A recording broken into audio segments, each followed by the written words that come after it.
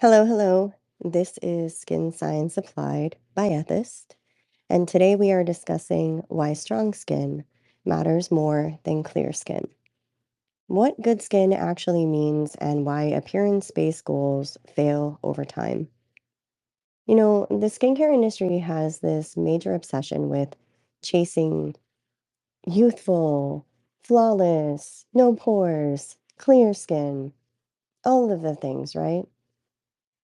The problem with chasing clear, youthful, or flawless is that clear, flawless, or youthful skin is usually defined by the absence of visible issues, breakouts, redness, texture, or pigment.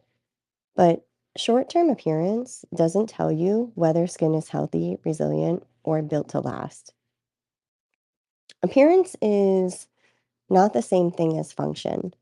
Long term skin health depends on how skin is operating beneath the surface and how it's being maintained over time, not just how it looks on any given day.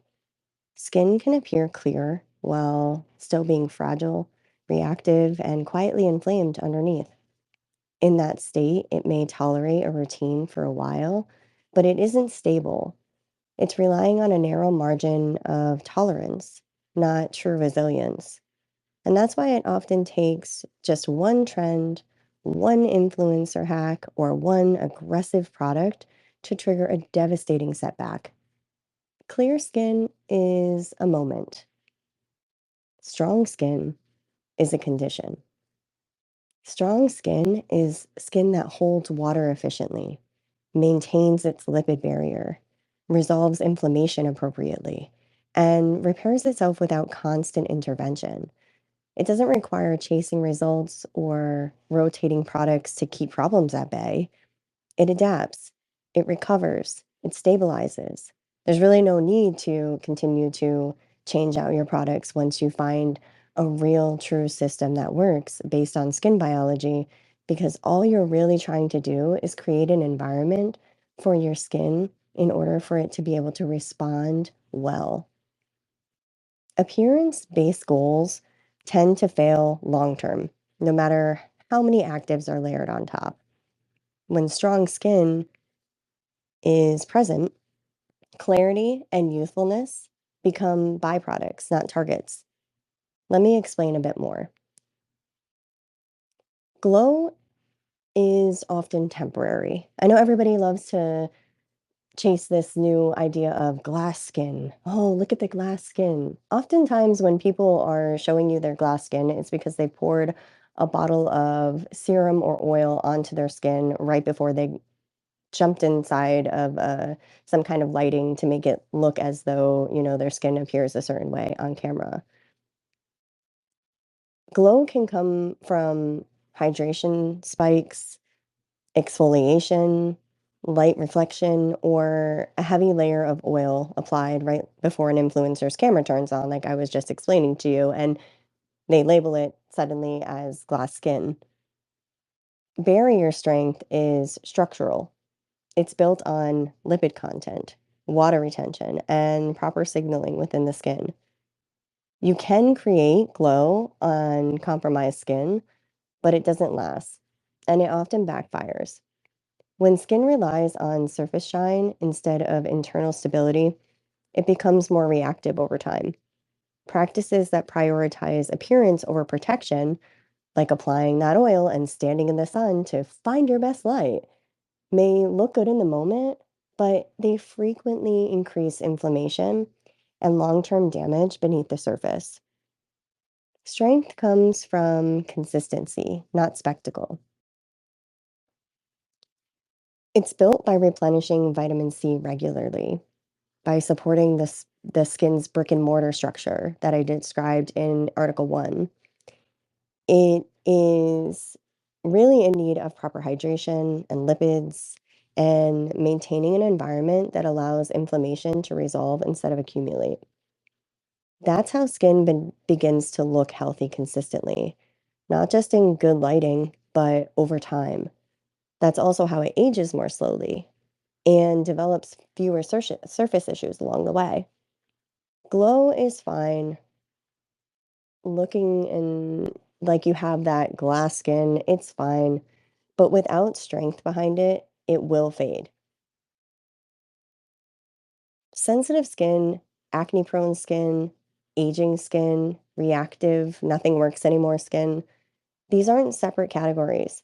They're different expressions of the same underlying issues. Those issues are a compromised barrier, unresolved inflammation, impaired repair signaling.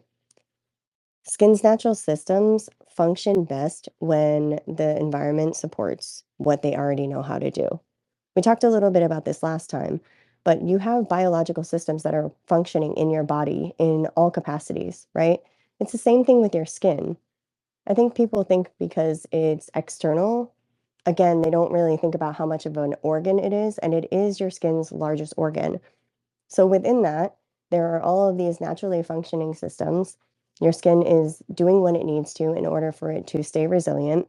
And as we age, things slow, and therefore we need to supplement, right?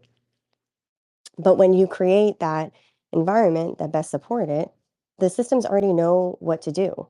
There's nothing that you need to suddenly explain to the skin systems, if that makes sense. They already have an understanding of how to function. It's just providing that environment, the right environment for them to do what they need to do. Collagen is a good example. Collagen doesn't topically work the way most people think it does. Applying collagen to the skin doesn't increase collagen production. It can't even penetrate the barrier. Most people don't know that. What it can do is sit on the surface and temporarily improve feel, but it doesn't change how skin functions. Actual collagen production depends on providing the skin with the right conditions and inputs. Ac- that would be adequate lipid support, antioxidants like vitamin C, essential fatty acids such as omega 3s, and controlled signals that encourage healthy cell turnover, like using a glycolic cleanser once a week. When you replenish the systems the skin relies on already, those natural biological systems that are innate to the skin, instead of trying to override them constantly, skin responds more predictably and more sustainably. That's why supporting barrier integrity, resolving inflammation, and restoring proper signaling produces better long term results than chasing isolated ingredients or surface fixes. So, why actives fail on compromised skin? Most actives, including retinoids, so that's all of your retinol, assume a functional skin barrier. Let me say that again. Most actives, including retinoids, assume a functional skin barrier. So if you're using something that is an active and it's supposed to be doing a targeted action, it is assuming that your barrier is already at peak performance. And that's a problem because a large percentage of people do not have a functional skin barrier. Approximately 71% of adults report having, quote, sensitive skin, which, by the way, is not an actual skin type. It's a condition called sensitized skin. And in most cases, it's the result of a compromised barrier and unresolved inflammation. On compromised skin, actives become unpredictable. Penetration varies, irritation increases, and inflammatory responses often override any intended benefit. What should be a targeted signal turns into generalized stress. And this is one of the main reasons people cycle through product after product after product after product without meaningful progress. The issue isn't that actives, quote, don't work. It's that they're being applied to skin that isn't stable enough to respond properly. Because again, skin responds to conditions. So when you are creating the right conditions for your skin, it is always going to respond properly. But when your skin is not stable enough, it's not going to respond properly. Actives don't fix weak skin. Like, you are not going to get the targeted results that you think you're going to get if your skin is going haywire and it is not functioning properly from a barrier perspective. In many cases, they add to the damage that then needs to be repaired. For that reason, they work best when used selectively for specific purposes and in short, intentional phases, not as a foundation.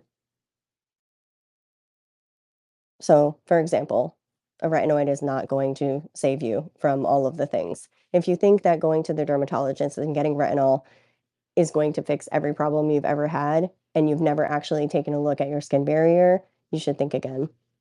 Because if skin isn't already strong and stabilized, actives are rarely the solution.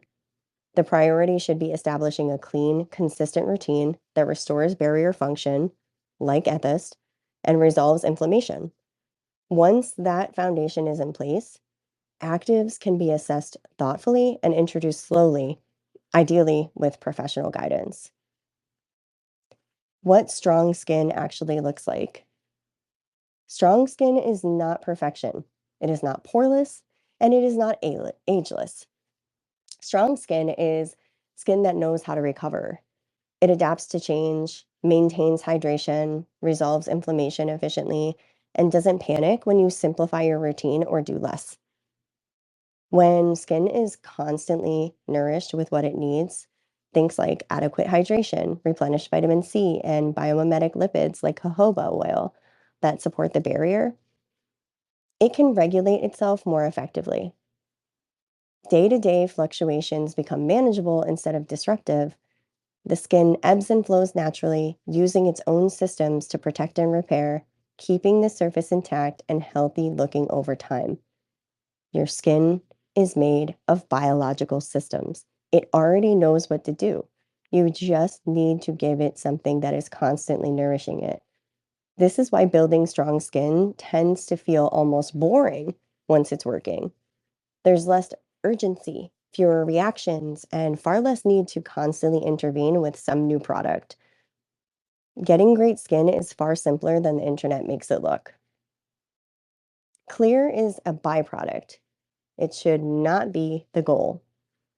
By now, it should be clear that when the skin barrier is supported and inflammation is kept low, visible issues begin to resolve on their own. Breakouts become less frequent, redness calms, texture smooths, and tone evens out over time. Strong skin creates clarity as a side effect. This doesn't happen dramatically or overnight, it happens reliably. Skin renews itself on a predictable cycle, roughly every 30 to 60 days, depending on your age. When a routine is systematic, replenishing, and supportive of the skin's natural processes, changes tend to show up within that window. Skin appears clearer, redness diminishes, fine lines soften, the surface feels healthier, smoother, and more resilient. And just as importantly, the skin is no longer stuck in a cycle of damage and repair. It's actively being protected. And when consistency continues beyond that initial renewal cycle, those results don't disappear with the next product change or misstep or missed day. They stabilize, they last. That's the difference between chasing clarity and building skin that sustains it. So, what comes next? If strong skin is the foundation, the next question becomes how do you build it? And what actually breaks it? And that's where barrier first care begins. Before chasing results, before chasing those dragons, build resilience. More to come.